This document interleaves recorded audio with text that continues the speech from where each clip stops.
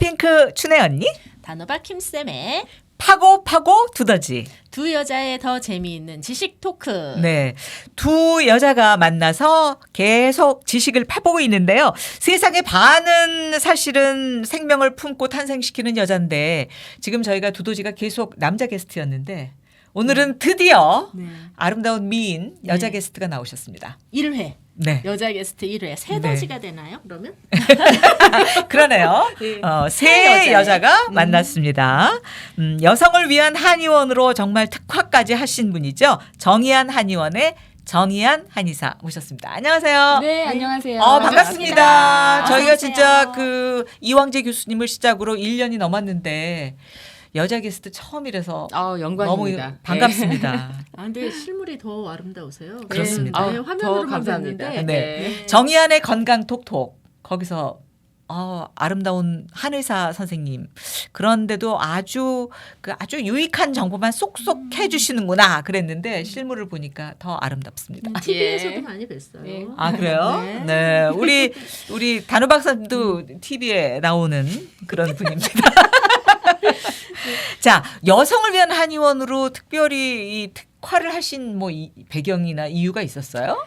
제가 자율신경인 실조증 치료를 하다 보니까 그냥 자연스럽게 여성이 더 많아지게 돼서 여성을 위한 특화를 아예 했습니다. 네. 뭐 그렇다고 남성 환자가 안 오는 건 아닌데요. 전체 치료 환자 중에서 3분의 2가 여성분이에요. 아. 그러다 보니까 여성을 특화해서 뭐 한의원 분위기도 그렇고 저희 이제 직원들이 환자를 대하는 것도 좀 여성 친화적으로 굉장히 그렇게 이제 전략이 이제 같이 가게 되는 거죠. 네. 자율신경 이상 이러니까 굉장히 뭔가 거창하고 잘 모르는 것 같은데 이 도대체 이 병으로 들어가면은 우리가 잘 알고 있는 거를 지금 하는 거죠. 그렇죠. 자율신경 이상이 뭐예요, 도대체? 아니, 자율신경이라는 건 도대체 자체가 뭐예요? 자율신경. 네. 선생님 눈 깜빡이는 거. 네. 숨 쉬는 거? 숨 쉬는 거. 그죠? 예. 그리고 땀 나는 거, 잠자는 거 이거 다 자율신경이 하잖아요. 그러니까 우리가 뭐 하든 안 하든 하고 싶든 안 하든 저절로 계속 이루어져야 되는 것들이네요. 그렇죠. 자동으로 하게 되는 거. 자동으로 그러니까 이제 하게 내가 되는 거. 어떻게 조절할 수 없는 거군요. 맞습니다. 어떻게 보면. 예, 그러니까 뭐 예. 땀이 나고 싶다고 막 땀이 나는 게 아니니까. 아니잖아요. 예. 그리고 뭐 대변 보는 거, 소화시키는 거, 혈액순환 되는 거, 뭐 이런 것들이 그리고 뭐 면역 기능, 대사, 내분비계 이게 다 그 생명 활동을 계속 하는 거 그것이 자율신경이 하는 일인데 이게 고장 나면 참 심각하게 되는 거예요. 그러니까 이게 저 신경계통에 이제 문제가 생기는 건데 교감신경도 있고 부교감신경도 있더라고요. 그렇죠. 뭐 교감, 부교감 이렇게 얘기를 하기도 하는데요. 네. 이거는 이제 자율신경의 두 가지 기능을 얘기를 하는 거거든요. 아, 그래요? 예, 자율신경이 두 가지 신경으로 나누죠. 이제 교감신경은 이제 몸을 활동 상태로 만들고 부교감신경은 이제 휴식 상태로 이렇게 이제 만들게 되는데요. 그러니까 양음이에요? 예, 양적인 기능과 음적인 기능을 하는 거죠. 그래서 이 두 기능이 서로 균형을 잘 맞출 때, 이때가 이제 건강 상태이고 이게 두 개가 균형이 딱 깨어지는 순간 지금 좀 전에 말씀하셨던 그 모든 자동 기능이 싹 다 문제가 생겨요. 도미노처럼 쫙 다 문제가 생겨서 이 자율신경 기능의 증상들이 참 다양한 이유가 전신의 증상이 다 나오는 겁니다. 왜냐하면 인체 자동 조절 시스템에 문제가 생기기 때문이죠. 자동 시스템.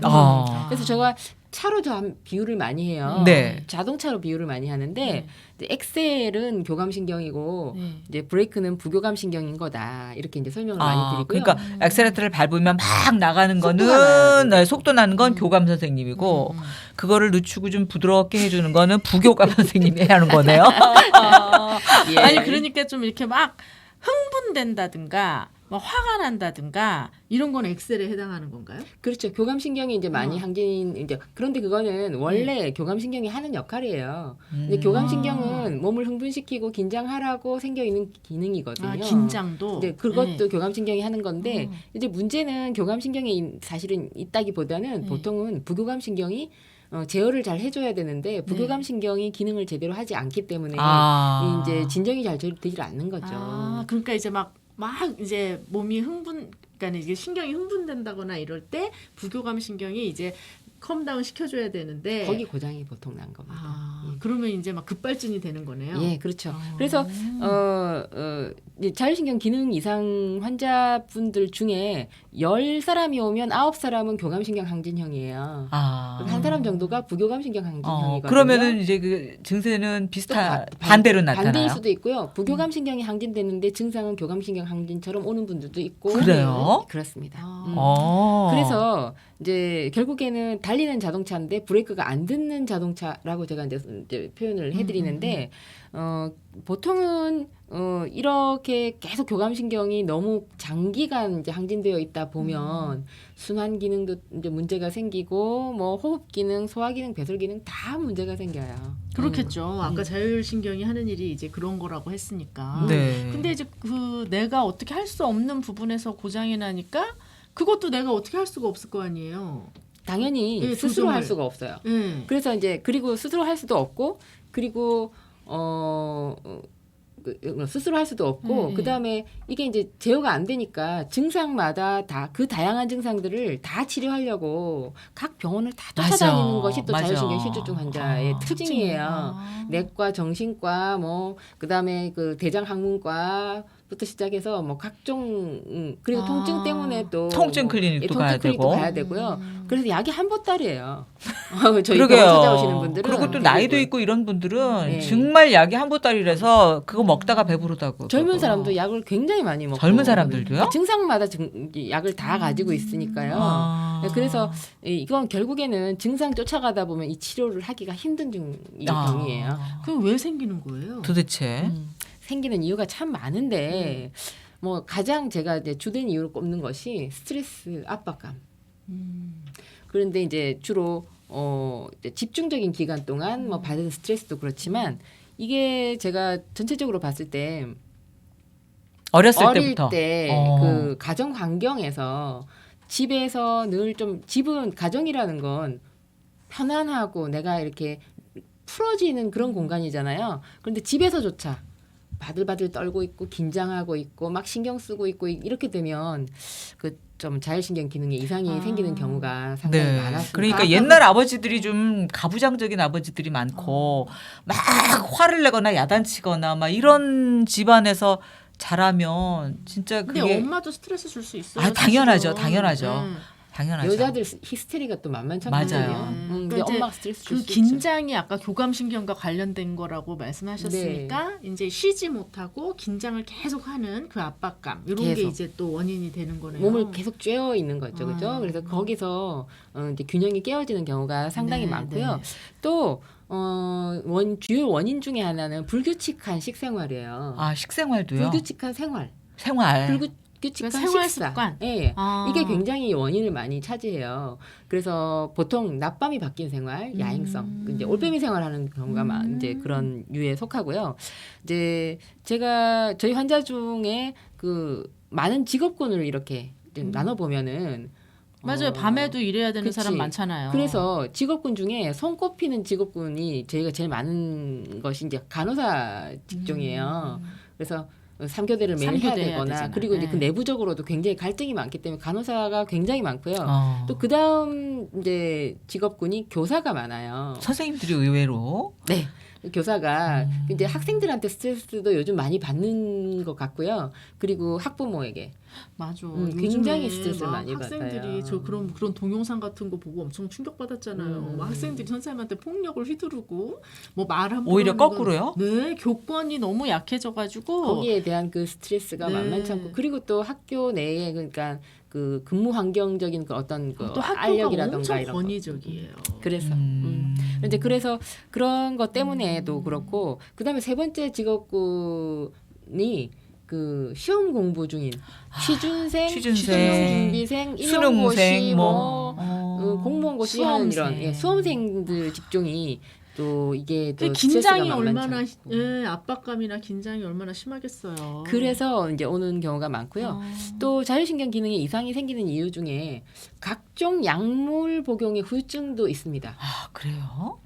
왜냐하면 약물이라는 건 이제 뭐 어떤 간단한 약이든 복잡한 약이든 간에 한쪽으로 치우치게 되어 있어요. 맞아요. 예, 뭐 병이 뭐 진통제든 주고 약 뭐, 준다는 말이. 진통제든 소염제든 간에 뭐 그걸 이제 너무 장기간 이제 오래 먹게 되면 자율신경 기능에 이상이 오는 경우가 상당히 많았습니다. 지금 여기 스테로이드제 뭐 이런 것도 포함돼요. 포함입니다. 모든 아. 약물 포함입니다. 그래서 이제 저는 이제 저한테 진찰을 오시게 되는 분들은 네. 저희 같은 경우는 그 이전에 과거에 복용했던 약들을 다 조사합니다. 한번 써보라고. 그래요? 미리 이제 다 미리 받습니다. 진찰하기 전에. 진찰하기 전에. 예, 미리 받아서 그 약물들이 어떤 영향을 미쳤는지에 대한 그리고 또 데이터도 저희들이 이제 하는 편이고 체크를 하는 편이고요. 네, 근데 그런 중에서 혹시 기억에 남거나 너무 많은 약이 있었던 뭐 이런 거 떠오르는 건 있으세요? 차트에 네.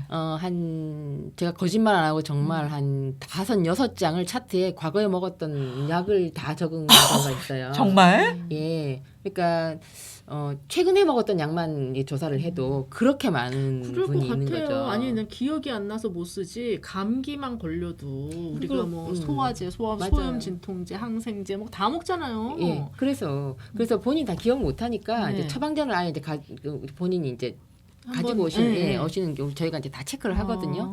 그래서 그런 약물 복용에 이제 여러 가지 그 약물 복용으로 몸의 이제 균형이 깨어지는 경우가 상당히 많고요. 그리고 또 이제 너무 감정이 지나치게 많이 치우쳤을 때. 그러니까 예를 들면 가족의 어떤 사망, 배우자의 사망, 또 과거의 어떤 그 굉장히 슬픈 그 트라우마 이런 것이 자율신경 기능에 이상을 생기게 하는 경우가 그렇구나. 많습니다. 그러니까 그것도 이제 굉장히 스트레스 중에 하나니까. 심한 스트레스예요. 네. 제일 큰 스트레스가 가족의 이제 죽음이거든요. 네. 그러면은 이 자율신경 이상이 왔다. 그럴 때 그 이제 이유가 한 5가지 정도로 지금 생각이 되네요. 제가 이제 그 5가지 정도로 네. 제가 말씀을 드립니다. 심각한 스트레스 압박감, 약물 복용 후유증, 예. 그 생활 습관. 불규칙한 잘못된 거. 생활, 네. 식생활, 예. 네. 밤낮이 바뀐 네. 그런 어떤 잠, 그죠? 네. 그다음에 지나친 감정의 쏠림이라든가 하여튼 그 트라우마. 네. 이거는 스트레스보다 더 심한 맞습니다. 그런 거일 것 같은 예. 생각이 드네요. 그러면 이 자율신경 이상으로 오는 어떤 대표적인 질환들 그러면은 어떤 게 있어요? 대표적인 질환들이요. 본인은 처음에 자율신경 실조라는 걸 모르고 그렇죠. 그러겠죠. 나는 왜 이렇게 신경 쓰면 소화가 안 되나 하는 그런 신경성 위험으로 처음에는 이제 저한테 찾아오는 경우가 있는데 네, 네. 원인을 보면 자율신경 문제인 아니 요즘에 경우. 우리 현대인들이 신경성 위험 안 걸린 사람 있으면 나와보라고 부를 정도잖아요. 맞아요. 네. 그런데 이제 그 비교되는 건 뭐냐면 단순하게 신경성 위험만 있는 사람은 내과 치료가 맞아요. 그죠? 그런데 이제 자율신경 실조증하고 좀 다른 이유는 신경성 위험만 가지고 있는 게 아니고요. 제가 지금 말씀드리는 모든 증상들 거의 다 걸쳐서 가지고 있어요. 뭐냐면 장도 문제가 있어요. 그러니까 장이 막 변비와 설사를 막 반복하고 보통 얘기하는 과민성 대장증후군이라고 하는데 네. 그런 증상도 가지고 있고 또 화병 이게 억울한 감정이 속에 있어서 늘 이렇게 한탄스럽고 하는 감정이 항상 있는 경우도 있고요. 그 다음에 뭐 공황장애라던가 그런 거를 지금 금방 말씀드린 걸 다 걸쳐서 약간씩 다 가지고 있으면 자율신경 실조증이거든요. 네. 근데 우리는 그렇게 생각 안 하죠. 이제 장이 안 좋으면 장이 안 좋다고 생각하고 위험이 걸렸으면 위험이 걸렸다고 생각하고. 그런데 제가 제 이제 전문적인 관점에서 이렇게 보면 다 걸쳐 있기 때문에 이 증상들이 다 하나하나 치료를 할 것이 아니고 뿌리를 치료해야지. 그러니까 이제 이게 합병증이네요. 예, 말하자면. 맞아요. 복합적인 증상인 거거든요. 그런데 이거는 이제 제가 이제 병증으로 말씀드린 거고 이제 개인이 느끼는 증상으로 네. 이제 좀 이렇게 딱 내가 진짜 이거 추려서 자율신경 실종가라는 판단을 하려면 할 수 있는 그런 이제 5가지 네. 증상들이 있는데 뭐에 문제가 생기면 이제 자율신경 실조증이라고 하냐면 5가지가 거기에 다 이렇게 걸쳐 있어요. 네. 잠에 문제가 있으면 잠. 그러니까 완전히 못 자는 것도 그렇지만 자다 깨다 불면증이요? 하고 불면증. 자다 깨다 깨거나. 하거나 저 같은 뭐 경우에는 잠의 질이 조금 안 좋은 거예요. 질이 안 좋은 중간중간 그러니까 깨고. 잠의 양과 잠의 질을 다 봐야 되고요. 그다음에 땀에 문제가 있는가, 땀이 너무 많이 나나, 한쪽만 너무 땀이 나나, 뭐 전신에 땀이 문제인가 이런 거. 네. 거기 문제가 있으면 그렇고 네. 또 호흡에 문제가 있는가 하는 것도 상당히 자율신경 실조증 증상 중에 아주 특징적인 거예요. 숨이 안 쉬어져요? 흔히 가슴이 답답하다고 하고 숨을 못 쉬겠다. 숨이 잘 안 쉬어진다. 이게 이제 너무 많이 가면 공황 발작이 이제 생기는 거죠. 아예 숨 못 쉬어서 쓰러지겠다는 네, 얘기가 나오는 맞아요. 것이고 막 숨 못 쉬고. 맞습니다. 그리고 이제 열은 열감이라는 얘기인데 냉감도 포함돼요. 네. 그러니까 국소적으로 열감이 있거나 온몸이 열이 있거나 이제 본인이 이제 그런 감각을 느끼는 거거든요. 실제로 체온에 문제가 없어요. 네. 재보면. 네, 네. 그런데 너무 이제 열감이 심하거나 아니면 한쪽만 너무 시리다거나 이런 네. 냉감이 너무 심하거나 이제 이런 증상. 또 통. 아파요? 여기저기 아픈 거. 그런데 원인은 모르는 거. 그리고 또 진통제도 안 듣는 거. 음. 예를 들어서 이런 통증 같은 경우에는 이제 자율신경 실조 이상인 경우가 많아요. 그런데 제가 금방 잠, 땀, 숨, 열, 통 이렇게 말씀드렸는데 한 사람의 이걸 한 개 정도 가지고 있는 게 아니고요. 같이- 자율신경 실조 증상이 있으면 동시에 다 네. 문제가 생깁니다. 네. 자, 그러면은 잠, 땀, 숨, 열, 통 요거는 또 우리가 나중에 자세히 네. 디테일하게 알아보도록 하고요.